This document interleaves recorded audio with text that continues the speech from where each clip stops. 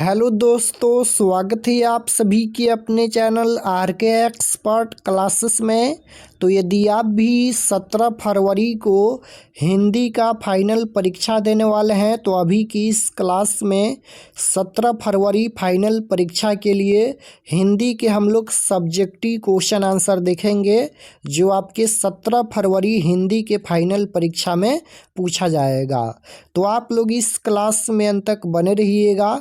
ये हिंदी का question paper है 17 फरवरी फाइनल परीक्षा के लिए, और हिंदी के हम लोग सभी सब्जेक्टिव क्वेश्चन आंसर इस क्लास में देखेंगे। लघु उत्तरीय प्रश्न, दीर्घ उत्तरीय प्रश्न, निबंध, पत्र लेखन, संवाद, यानी हिंदी के जितना भी क्वेश्चन पूछा जाता है सभी सब्जेक्टिव क्वेश्चन आंसर इस क्लास में हम बताएंगे।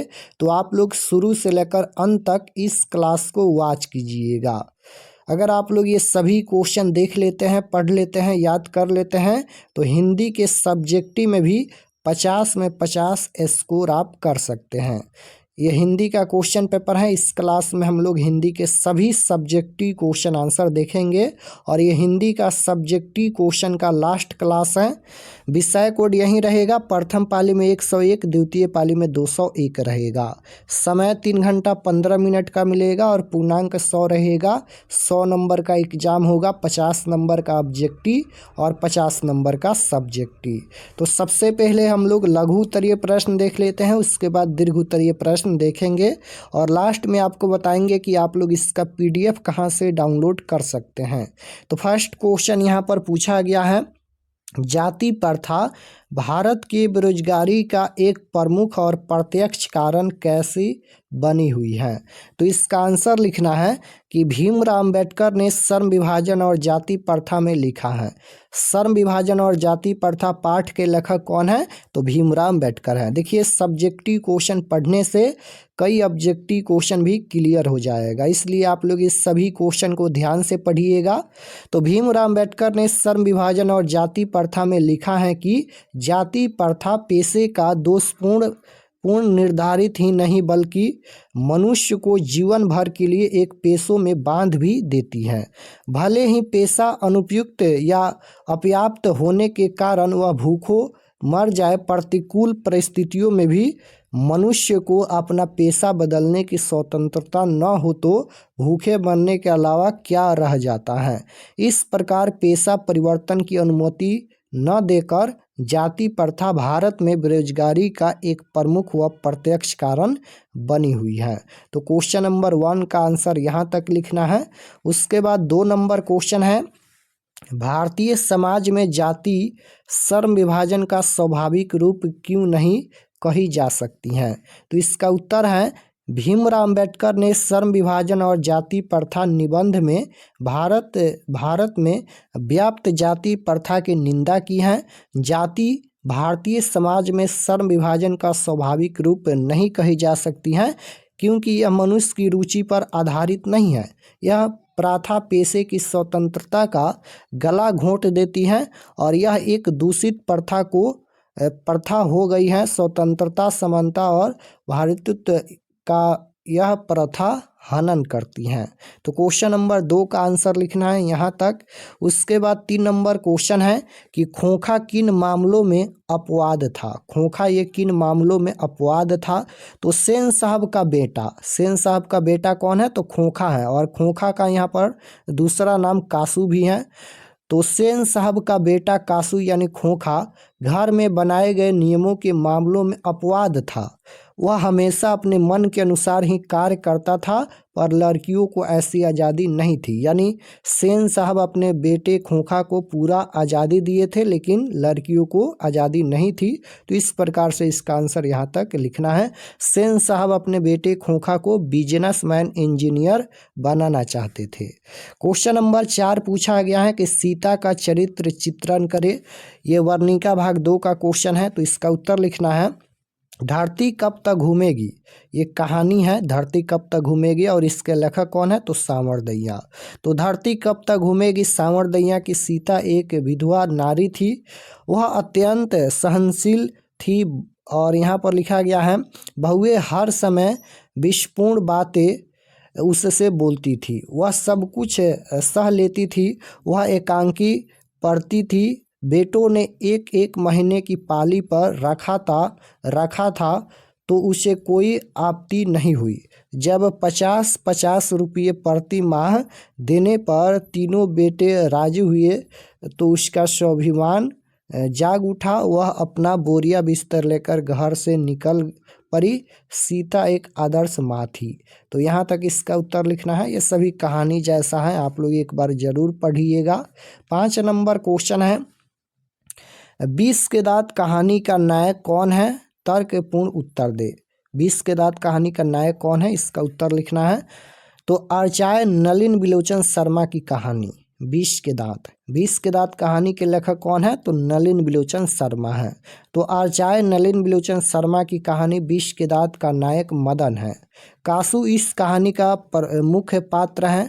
कासू यानी खोखा इस कहानी का प्रमुख पात्र है, मुख्य पात्र है, जो कहानी के आरंभ से अंत तक छाया रहता है।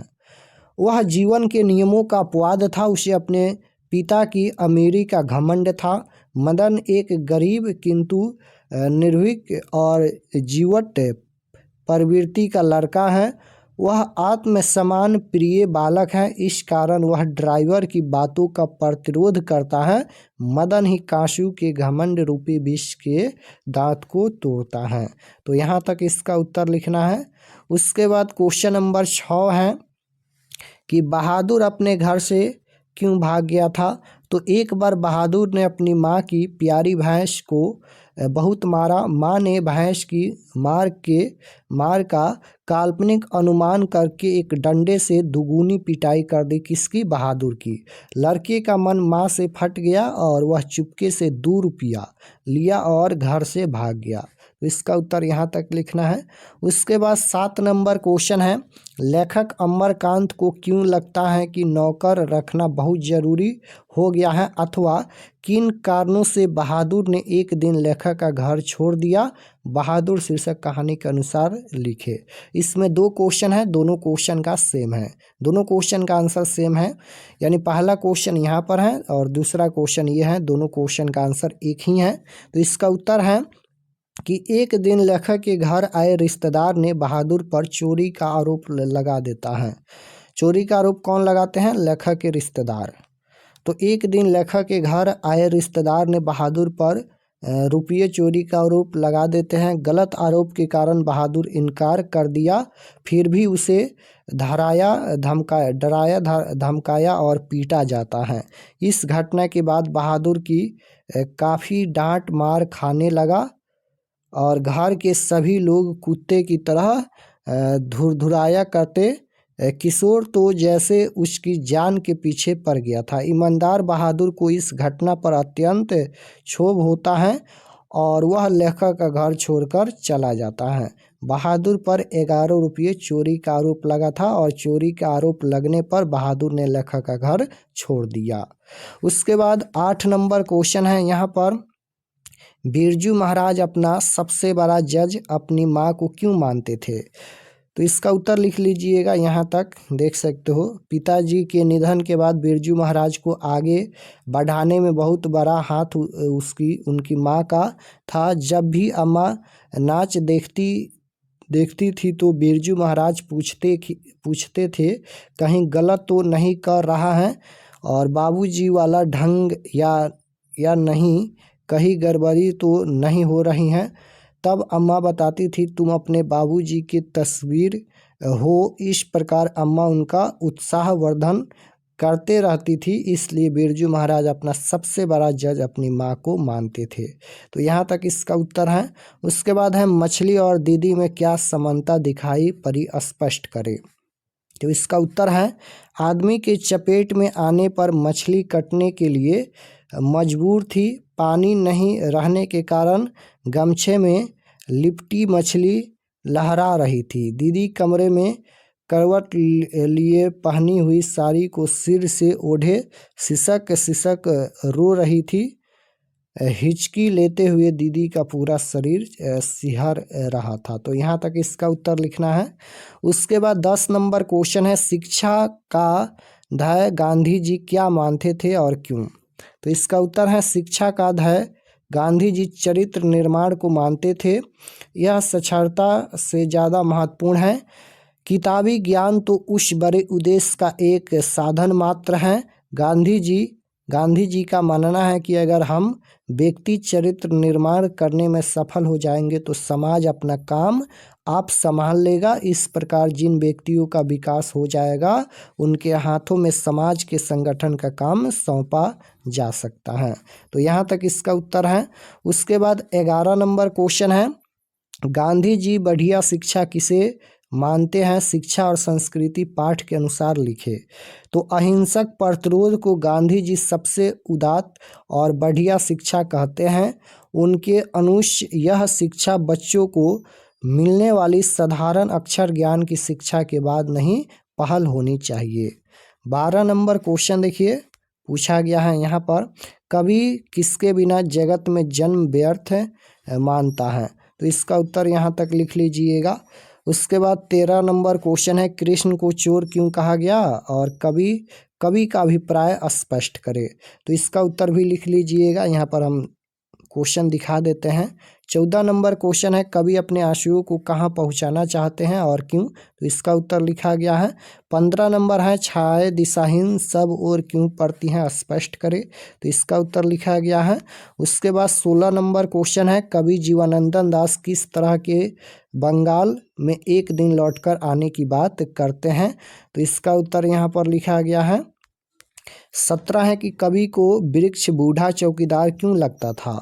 तो कवि एक वृक्ष के बहाने प्राचीन सभ्यता, संस्कृति एवं पर्यावरण की रक्षा की चर्चा की है। वृक्ष मनुष्यता, पर्यावरण एवं सभ्यता की प्रहरी है। यह प्राचीन काल से मानव के लिए वरदान स्वरूप है और इसका पोषक है, रक्षक है। इन्हीं बातों का चिंतन करते हुए कवि को वृक्ष बूढ़ा चौकीदार लगता था। तो यहाँ तक इसका उत्तर है। उसके बाद 18 नंबर क्वेश्चन है, मैक्स मुलर की दृष्टि से सच्चे भारत के दर्शन कहाँ हो सकते हैं और क्यों? मैक्स मुलर की दृष्टि में सच्चे भारत के दर्शन कहाँ हो सकते हैं और क्यों? तो इसका उत्तर है, मैक्स मुलर की दृष्टि में सच्चे भारत के दर्शन मुंबई, कोलकाता, चेन्नई जैसे शहरों में नहीं, भारत के गांवों में हो सकते हैं। कहाँ हो सकते हैं? तो मैक्स मुलर की दृष्टि में सच्चे भारत के दर्शन मुंबई, कोलकाता, चेन्नई जैसे शहरों में नहीं, भारत के गांव में हो सकते हैं, यानी ग्रामीण भारत में हो सकते हैं। क्योंकि इसकी सर्वाधिक आबादी गांव में बसती हैं, वहीं हार्दिक संपन्नता और आर्थिक विपन्नता, धर्म और इतिहास के अवशेष वहीं सुरक्षित हैं। तो यहाँ तक इसका उत्तर है। उसके बाद 19 नंबर क्वेश्चन है, धर्म की दृष्टि से भारत का क्या महत्व है? भारत से हम क्या सीखे? पाठ के आधार पर उत्तर देना है। तो इसका उत्तर यहाँ तक लिखिएगा। उसके बाद 20 नंबर क्वेश्चन है, कासू और मदन के बीच झगड़े का क्या कारण था? तो कासू और मदन के बीच झगड़े का कारण कासू की लट्टू खेलने की ललक और मदन द्वारा उसे खिलाने से इनकार करना था। लेखक इसके द्वारा बच्चों की ईर्ष्या और इनकार दिखाना चाहता है। तो यहाँ तक इसका उत्तर है। उसके बाद 21 नंबर क्वेश्चन है, मनुष्य बार बार नाखूनों को क्यों काटता है? नाखून क्यों बढ़ते हैं? शीर्षक पाठ के अनुसार इसका उत्तर यहाँ पर लिखना है। तो नाखून मनुष्य के पाशवी वृत्ति के जीवंत प्रतीक। मनुष्य अपनी पशुता को जितनी बार काट दे वह मरना नहीं जानती। इसके नाखून आज भी बढ़ रहे हैं। यह मनुष्य के पशुत्व का प्रमाण है। अपने नाखून को बार बार काटने की प्रवृत्ति उसके मनुष्यता की निशानी है। मनुष्य के भीतर बब्बर युग का कोई अवशेष रह न जाए, इसलिए मनुष्य अपने नाखून को बार बार काटता है। तो यहाँ तक इसका उत्तर है। उसके बाद 22 नंबर क्वेश्चन है, देवनागरी लिपि में कौन सी भाषाएं लिखी जाती हैं? तो देवनागरी लिपि में हिंदी, विविध बोलियां, नेपाली, नेवारी एवं मराठी भाषाएं लिखी जाती हैं। उसके बाद 23 नंबर क्वेश्चन है, परंपरा ज्ञान किनके लिए आवश्यक है और क्यों? तो इसका उत्तर यहाँ तक लिख लीजिएगा। उसके बाद 24 है, डुमराव की महत्ता किस कारण से है, इसका उत्तर लिखना है। इसका पीडीएफ हम बताएंगे कहाँ से डाउनलोड कर सकते हैं और व्हाट्सएप ग्रुप में भी हम सेंड कर देंगे। परहित के लिए देह धारण कौन करता है, स्पष्ट करें। तो इसका उत्तर लिखा गया है कवि ने डफाली किसे कहा और क्यों। तो इसका उत्तर यहाँ तक लिखा गया है। 27 नंबर है भारत माता कविता में कवि भारतवासियों का कैसा चित्र खींचता है। तो इसका उत्तर यहाँ पर लिखा गया है।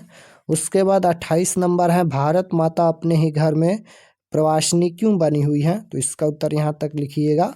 उसके बाद 29 नंबर है भारत माता का ह्रास भी राहु ग्रसित क्यों दिखाई पड़ता है। तो यहाँ तक इसका उत्तर है।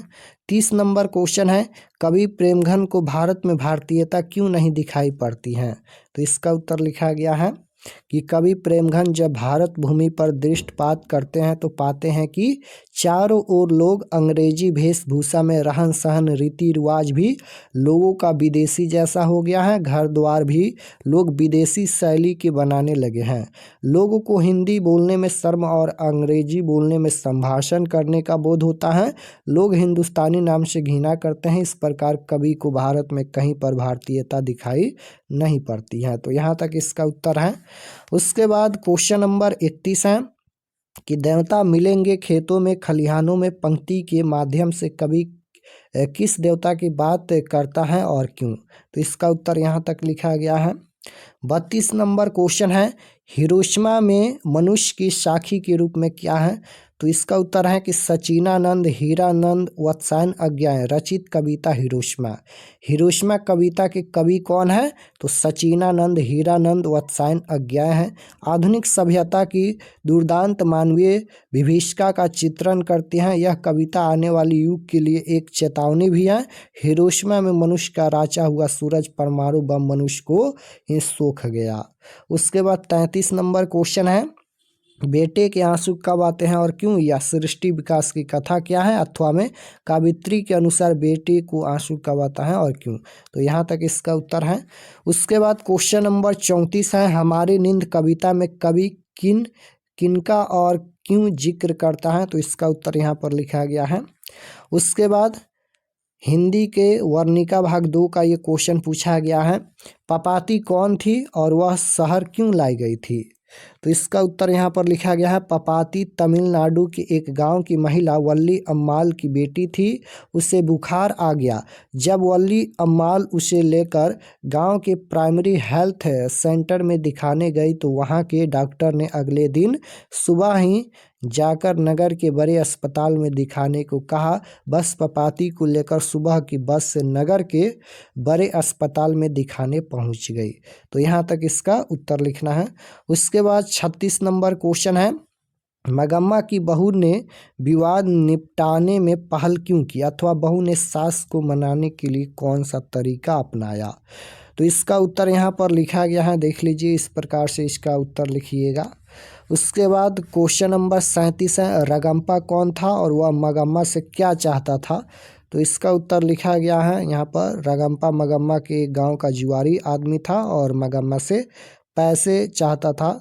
तो उसका उत्तर यहाँ पर लिखा गया है ये सभी। उसके बाद 38 नंबर क्वेश्चन है मगम्मा का अपनी बहू के साथ किस बातों को लेकर विवाद था। तो इसका उत्तर लिखा गया है लक्ष्मी कौन थी और उसका घर कहाँ था। ढाते विश्वास शीर्षक कहानी के अनुसार इसका उत्तर लिखना है। तो लक्ष्मी ढाते विश्वास शीर्षक कहानी की मुख्य पात्र थी। उसका पति लक्ष्मण कलकत्ता में नौकरी करता था। लक्ष्मी का घर देवी नदी के बांध के नीचे था। ऑब्जेक्टिव में पूछा जाएगा कि लक्ष्मी का घर किस नदी के नीचे था। तो देवी नदी के बांध के नीचे लक्ष्मी का घर था। लक्ष्मी किस कहानी की पात्रा है। तो ढाते विश्वास कहानी की पात्रा है। और बाढ़ की समस्या ये ढाते विश्वास कहानी के केंद्र में है। 40 नंबर क्वेश्चन है मंगू को उसकी माँ अस्पताल में भर्ती क्यों नहीं करवाना चाहती थी। तो इसका उत्तर यहाँ तक लिखना है। उसके बाद 41 नंबर वही क्वेश्चन है। 42 नंबर देखिए वल्ली अम्माल ने पपाती के लिए क्या मन्नत मांगी। तो यहाँ तक इसका उत्तर लिखना है। उसके बाद 43 नंबर है सीता को किस दिन लगा कि लापसी बिल्कुल फीकी है। लापसी खाते समय उसे कैसा महसूस हो रहा था। तो इसका उत्तर लिखा गया है सीता के व्यक्तित्व पर प्रकाश डाले। तो इसका उत्तर यहाँ पर लिखा गया है।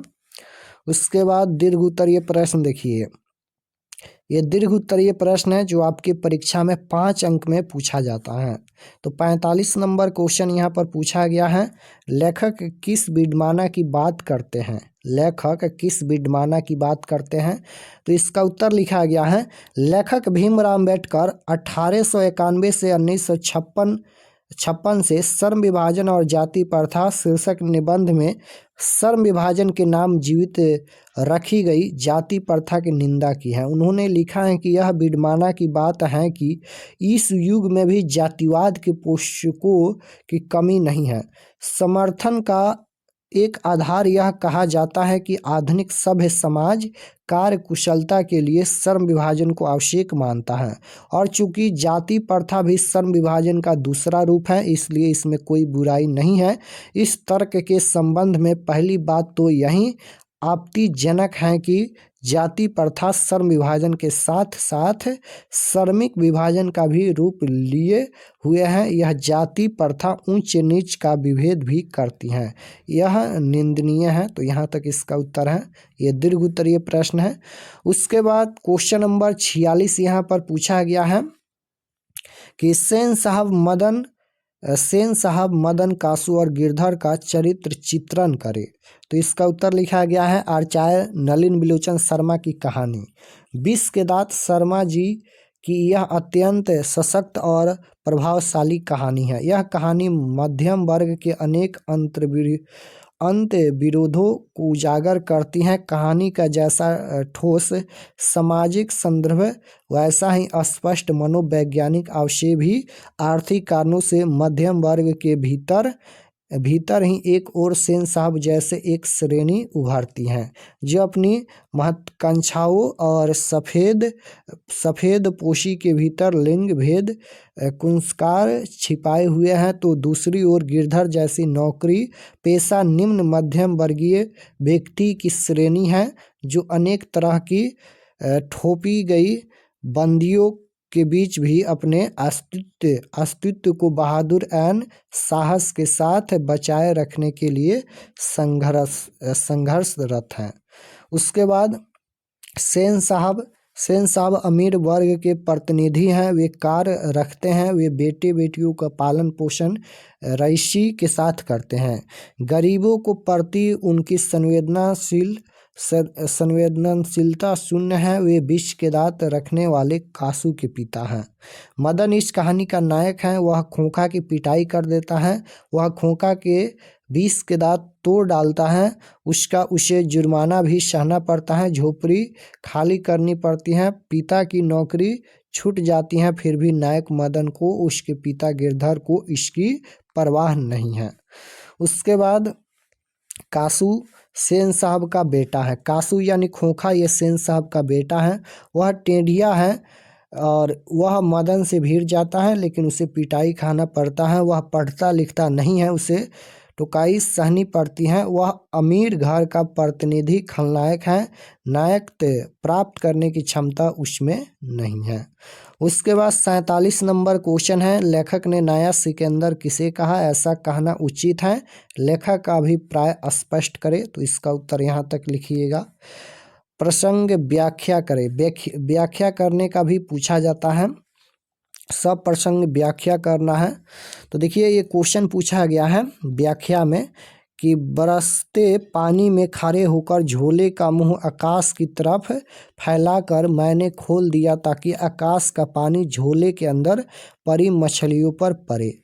तो यहाँ तक ये पंक्ति लिखा गया है और इसको व्याख्या करना है। तो व्याख्या किस तरह से करना है, सबसे पहले आपको बताना है कि यह जो पंक्ति लिखा गया है यह किस कहानी से लिखा गया है और इस कहानी के लेखक कौन है।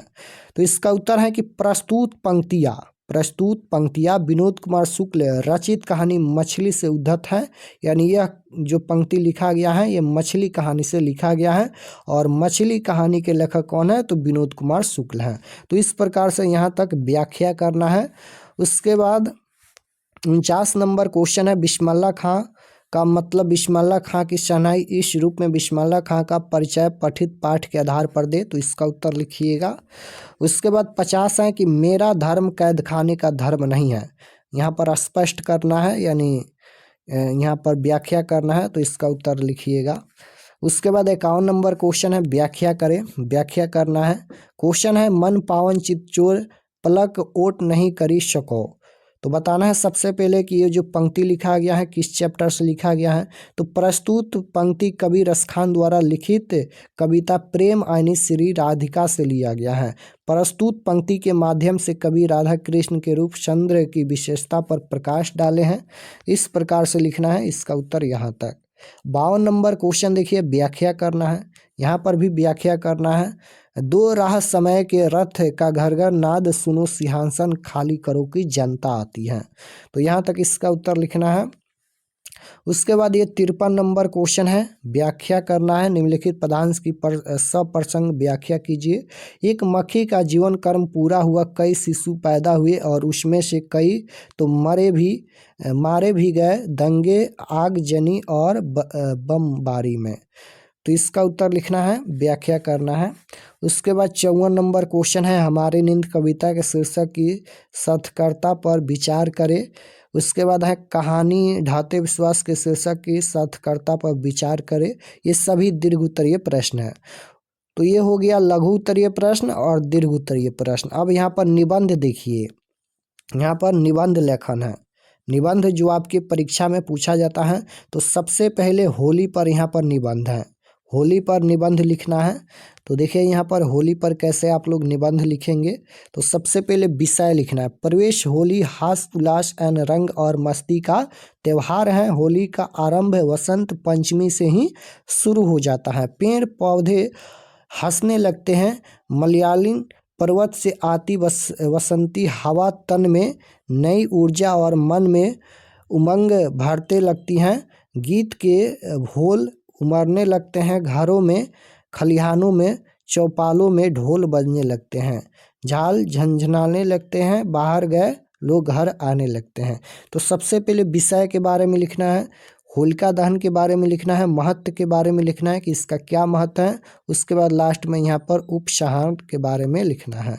उसके बाद 2 नंबर है, यहाँ पर निबंध लिखना है मेरे प्रिय कवि तुलसीदास पर। तुलसीदास पर यहाँ पर निबंध लिखना है। तो भूमिका के बारे में सबसे पहले लिखना है। तुलसीदास का जीवन वृत्त के बारे में लिखना है। रचनाएं और महत्व लिखना है। लास्ट में यहाँ पर उपसंहार के बारे में लिखना है। उसके बाद 3 नंबर है, पर्यावरण प्रदूषण की समस्या। यहाँ पर प्रदूषण की समस्या पर निबंध लिखना है। तो भूमिका के बारे में लिखना है यहाँ पर कि मनुष्य प्रकृति की सर्वोत्तम सृष्टि है। जब तक यह प्रकृति के कामों में बाधा नहीं डालता तब तक इसका जीवन स्वाभाविक गति से चलता है, किंतु इधर औद्योगिक विकास के लिए इसने प्रकृति से अपना तालमेल समाप्त कर लिया है। नतीजा यह है कि जितनी ही तेजी से उद्योग बढ़ रहे हैं, प्रकृति में धुआं गंदगी शोर प्रदूषण उतनी ही तेजी से बढ़ता जा रहा है और खतरे की घंटी है। तो इस प्रकार से इसका उत्तर लिखना है। 4 नंबर है, वृक्षारोपण। वृक्षारोपण पर यहाँ पर निबंध लिखना है। तो भूमिका के बारे में लिखिएगा। ये सभी क्वेश्चन है। 5 नंबर है, परोपकार। परोपकार पर यहाँ पर निबंध लिखना है। उसके बाद यहाँ पर देखिए 6 नंबर है, पुस्तकालय। पुस्तकालय पर यहाँ पर निबंध लिखा गया है। उसके बाद यहाँ पर देखिएगा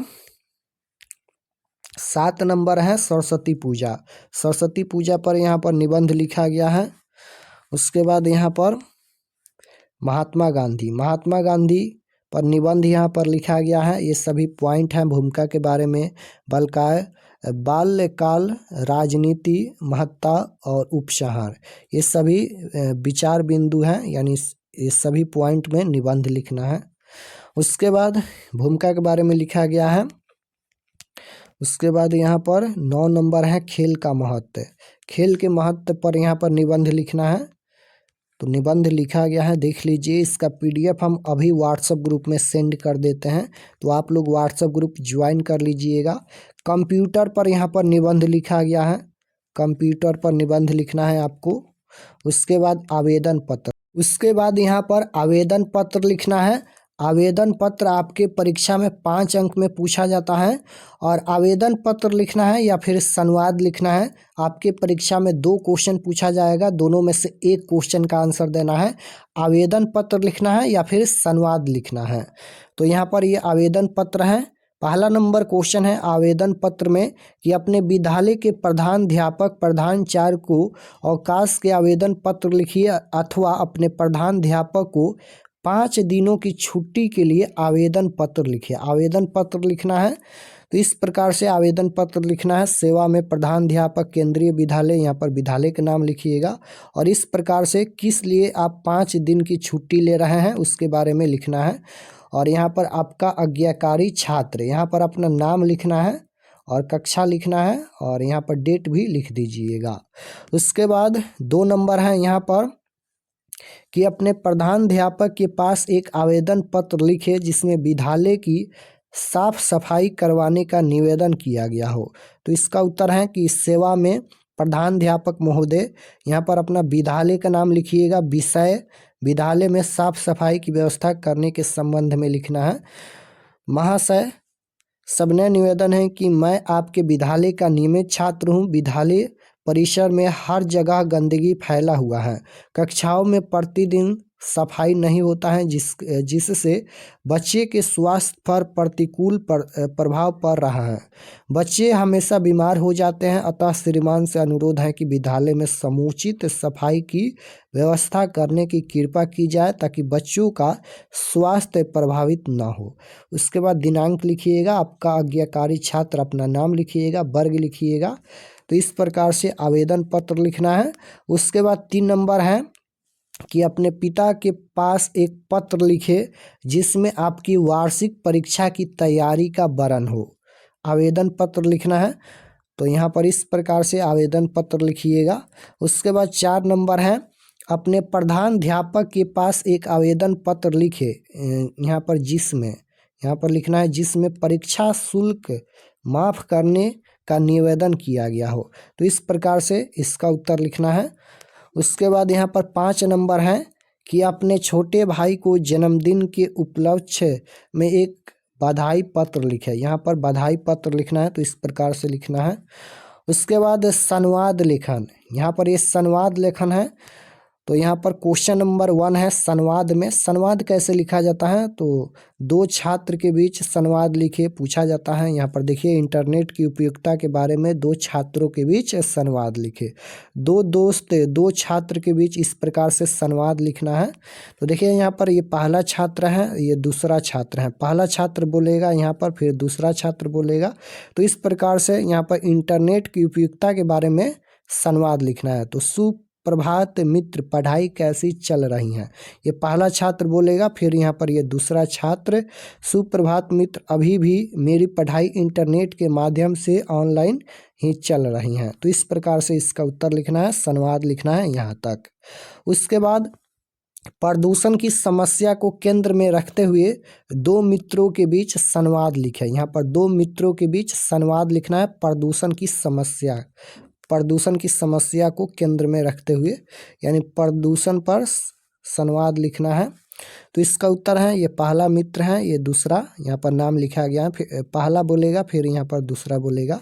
तो इस प्रकार से संवाद लिखिएगा। तो यहाँ तक ये क्वेश्चन हो गया। हम सभी क्वेश्चन बता दिए हैं, जितना क्वेश्चन पूछा जाता है सभी क्वेश्चन हम बता दिए हैं। और इसका PDF हम व्हाट्सएप ग्रुप में सेंड कर देते हैं। व्हाट्सएप ग्रुप ज्वाइन कर लीजिएगा। इस नंबर पर आप लोग SMS कीजिएगा, मैसेज कीजिएगा व्हाट्सएप ग्रुप ज्वाइन करने के लिए।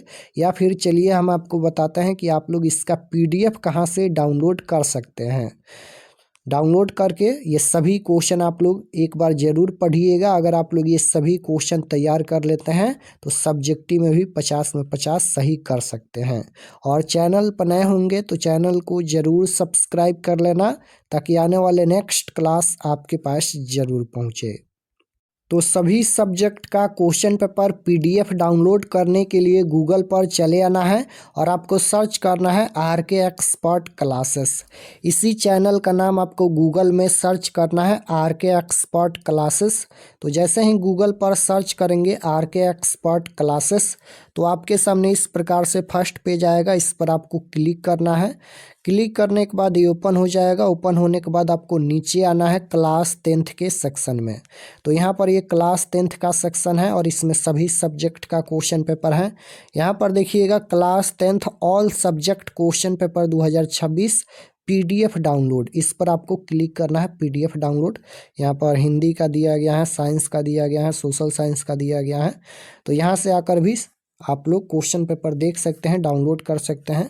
तो इस पर आपको क्लिक करना है। PDF डाउनलोड करने के लिए class 10th all subject question paper PDF download, इस पर जैसे ही क्लिक करेंगे ये ओपन हो जाएगा। नीचे आएंगे तो ये सभी परीक्षा से संबंधित जानकारी लिखा गया है, आप लोग इसे एक बार ज़रूर पढ़ लीजिएगा। और यहाँ पर देखिए सब्जेक्ट लिखा गया है, सभी सब्जेक्ट हैं। और यहाँ पर व्हाट्सअप चैनल आप लोग ज़रूर ज्वाइन कर लीजिएगा। इस पर क्लिक करके एग्ज़ाम डेट यहाँ पर लिखा गया है 17 फरवरी से 25 फरवरी तक आप लोग का परीक्षा चलेगा। और यहाँ पर देखिएगा हिंदी के सामने डाउनलोड है, इस पर आपको क्लिक करना है PDF डाउनलोड करने के लिए। तो चलिए हम क्लिक करते हैं। जैसे हिंदी का PDF डाउनलोड करना है तो यहाँ पर डाउनलोड है, इस पर क्लिक करना है। क्लिक करने के बाद आपके सामने ये देख सकते हो सभी PDF यहाँ पर ये ओपन हो गया हिंदी का। उसी प्रकार से जैसे संस्कृत का देखना है तो इस पर क्लिक कीजिए, सोशल साइंस का देखना है तो इस पर क्लिक कीजिए। सभी सब्जेक्ट का PDF यहाँ से आकर आप लोग डाउनलोड कर सकते हैं।